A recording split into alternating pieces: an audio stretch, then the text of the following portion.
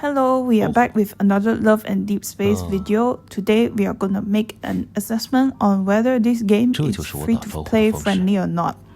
So the fandom is actually quite divisive on what they feel about INFOLD as a game developer. On one hand, you have a group of people who think that they are quite okay, and then on the other hand, you have those who think that they are straight up greedy.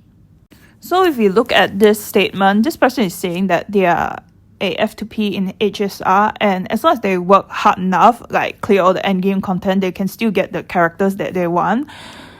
In contrast, INFOLD is not like that because there's not many so-called endgame content for them to farm currency for the pulls that they want. I would like to say that HSR is such a weird choice. As a comparison, I was expecting Wuthering Waves, but yeah. Guys, we must first remember there's no such thing as power creep in Love and Deepspace. All of the guys have similar power levels. Their standard cards have similar power levels. Only the limited cards are stronger than the standard cards. And if you don't do combat content, this has nothing to do with you at all. In contrast, HSR actually suffers from power creep. The power creep was so bad that I quit HSR last year. 3 days Secondly, ago. if you don't care about combat, a lot of the content that you can find from the cards, because each of the cards comes with a story, right? You can just go on YouTube, look it up, and watch it from YouTube for free. In the end, the cards that matter the most are the myth cards. So as you can see, myth.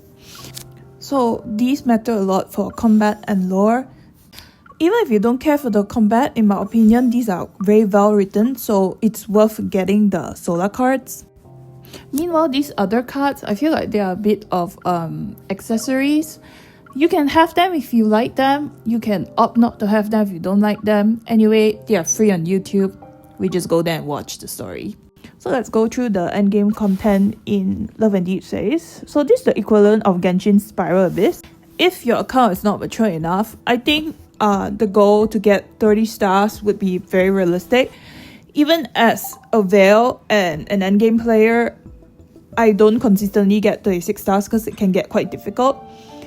Another mode is the Deepspace Trials. So you have the directional orbit. I would say do the directional orbits for the love interest that you care about and ignore those that you don't care about. So why do I say ignore the directional orbit of the love interest you don't care about?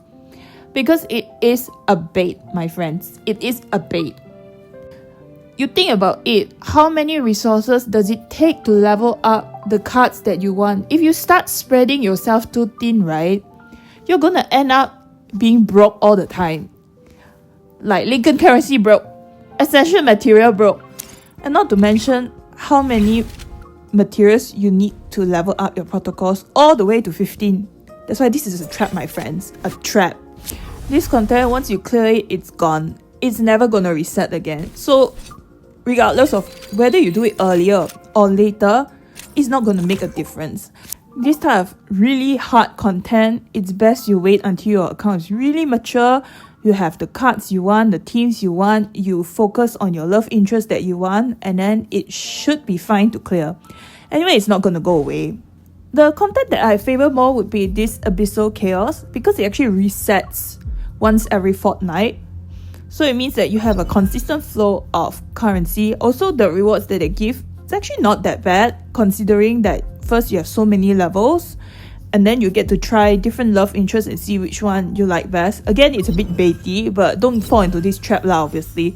So you can see, like, you every 2 weeks they have a rotation of different love interests that, you get to pair up with your main character. And then, depending on what you get different rewards. Also, you don't need to worry about your cards and stuff. It's already max level for you with protocols. And then now we move on to the non-combat aspect of endgame. I would say this is endgame. It's more like permanent content.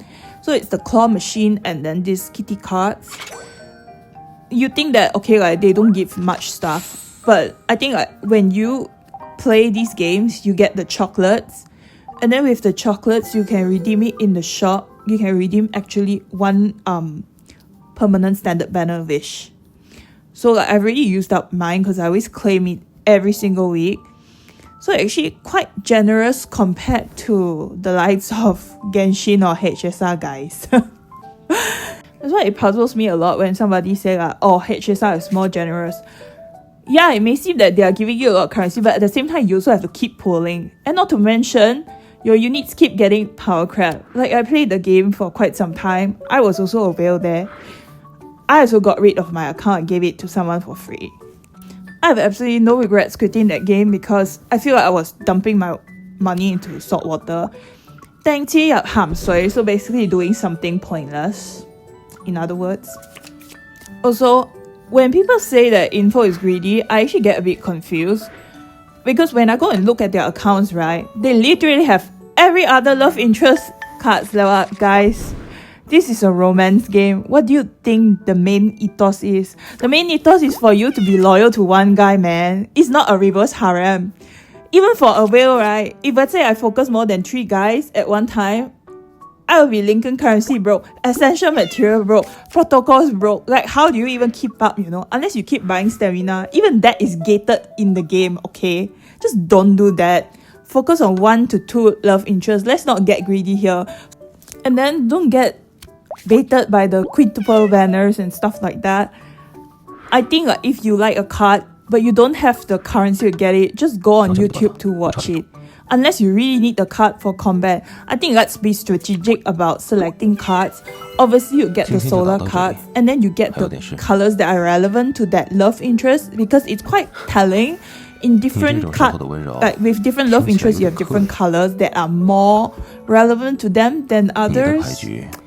Anyway, this is my 2 cents about situation.